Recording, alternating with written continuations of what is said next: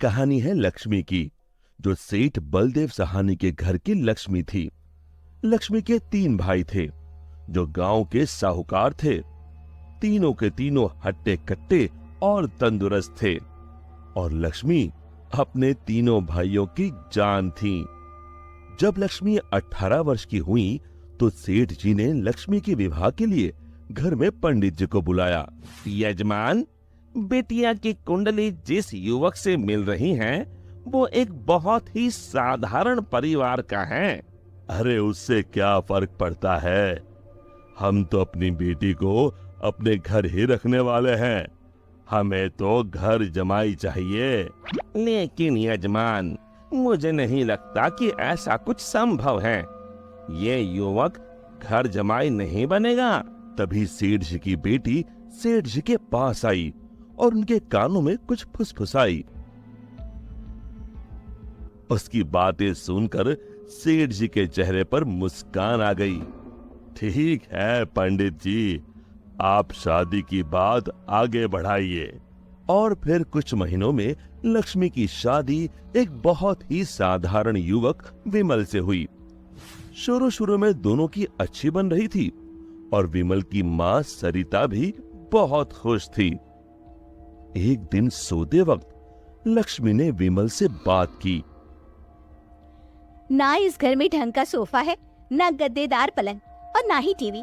ए जी, आप मेरे साथ मेरे पापा के घर चलिए ना, वहाँ सब कुछ है। नहीं लक्ष्मी, अब यही तुम्हारा घर है, तुम्हें इसी घर में रहने की आदत डालनी होगी।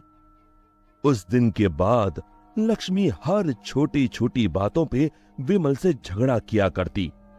उनके बीच बात इतनी बिगड़ गई कि अब लक्ष्मी कभी बेलन तो कभी बर्तन फेंक फेंक कर विमल को मारती। विमल बेटा, ये क्या है? तुम दोनों ऐसे लड़ क्यों रहे हो? माँ, ये रट लगाए बैठी है कि मैं भी इसके साथ इसके बाप के घर में जाकर रहूं, घर जमाई बनकर। भला मैं ये कैसे कर सकता हूँ? और इसीलिए हमारी रोज अनबन होती है। एक काम कर, तू उसे अच्छे से समझा कि अब यही उसका घर है। अगले दिन फिर से लक्ष्मी विमल को अपने घर चलने के लिए जोर डालने लगी। आप मेरे साथ मेरे घर चलिए। आपको यहाँ गरीबों की तरह जीने की कोई जरूरत नहीं है। मेरे पापा के पास सब कुछ है। मैंने तुम्हें कितनी बार बोला है, मैं घर जमाई नहीं बनना चाहता हूँ। अगर आप खुद से मेरे साथ नहीं चलोगे, तो मैं मेरे भाइयों से बोलकर आपको जबरदस्ती यहाँ से उठवा लूंगी। बहू की ये बात सुनकर सरिता को अपने बेटे की चिंता सताने लगी।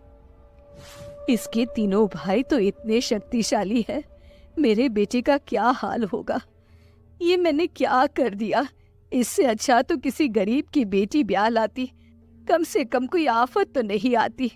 अब सिर्फ बाबा जी ही मेरी मदद कर सकते हैं। सरिता बहुत दूर एक बाबा जी के पास गई और उन्हें अपनी पूरी दुख भरी दास्तान बताई। अब आप ही बताइए बाबा जी, मैं अपने बेटे को बचाने के लिए क्या कर सकती हूँ? ये ताकतवर इंसान ऐसे ही होते हैं, हमेशा निर्बलों को दबाना चाहते हैं। अब सिर्फ गुफा में रहने वाली डायन ही तुम्हारी मदद कर सकती है। सिर्फ वही तुम्हें ताकतवर बना सकती है, जिससे तुम अपने बेटे को बचा सकती हो। बाबा जी, मुझे ये डायन कहाँ मिलेगी? वो उत्तरी दिशा में मिलेगी, लेकिन उससे मिलने से तुम्हारे प्राण भी संकट में आ सकते हैं। अपनी बेटी की जान बचाने के लिए मैं कुछ भी कर सकती हूँ। सरिता उत्तरी दिशा में निकल पड़ी और गुफा तक पहुंचते पहुंचते उसे रात हो गई। कोई है यहाँ? क्या आज एक इंसान यहाँ खुद चलकर आया है? वो भी मेरा खाना बनने। मैं आपसे मिलने आई हूँ। मिलने मुझसे? हाँ। वो भी खुद चल के? बताओ बताओ क्या बात है? सरिता ने डायन को अपनी कहानी सुनाई।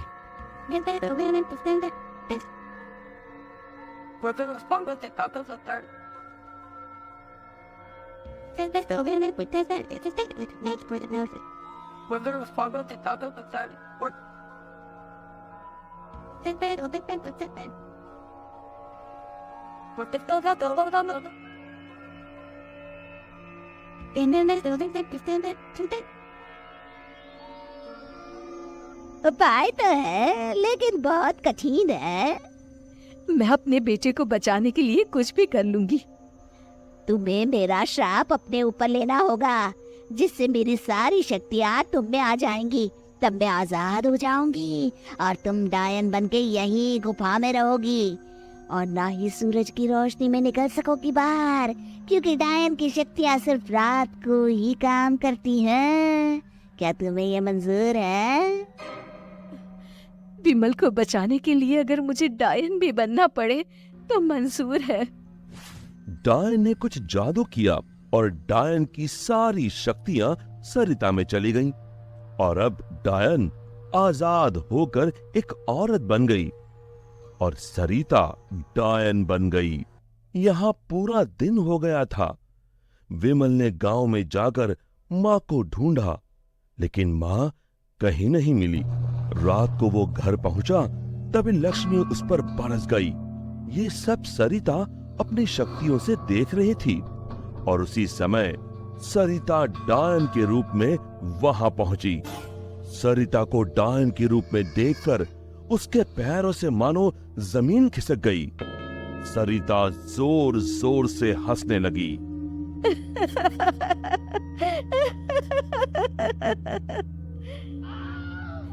हालतू जलालतू आई बला को टालतू, हालतू जलालतू आई बला को टालतू, हालतू जलालतू आई बला को टालतू, हालतू जलालतू आई बला को टालतू, हालतू जलालतू आई बला को टालतू। जैसे तैसे रात को लक्ष्मी सो गई और सुबह होते ही अभी अपने भाइयों को बताती हूँ कि आपने मुझे बेलन से मारा। लक्ष्मी दरवाजे से पांव बाहर डाल ही रही थी कि सरिता ने अपने हाथ लंबे कर कर लक्ष्मी के पांव पकड़ लिए। अब तुम इस चौखट के बाहर बिल्कुल नहीं जाओगी। एक बार फिर से लक्ष्मी बेहोश हो गई।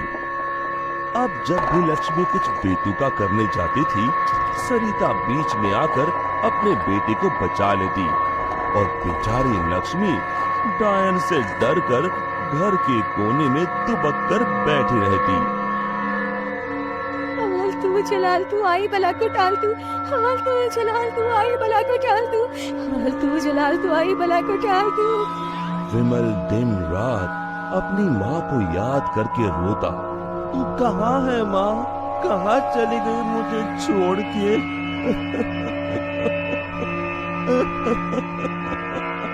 बेटा विमल, मैं यही हूँ तेरे पास, लेकिन इस डायन के रूप में। ये सब सुन विमल बहुत डर जाता है। डर मत बेटा, बस मुझसे तेरा दुख नहीं देखा जा रहा था, इसलिए मुझे ये सब करना पड़ा। ये सब पीछे खड़ी लक्ष्मी सुन रही थी। तभी सरिता ने उसे अपनी शक्तियों से दीवार पर लटका दिया। जा रही हूँ, मगर एक बात समझ ले, मेरे बेटे को परेशान करने की भी तूने या तेरे घर वालों ने सोची तो मैं यहाँ फिर आ जाऊंगी। जी जी जी माँ जी। तभी तो कहते हैं माँ से बढ़कर दुनिया में कुछ नहीं। माँ एक वरदान है जो अपने बच्चों के लिए कुछ भी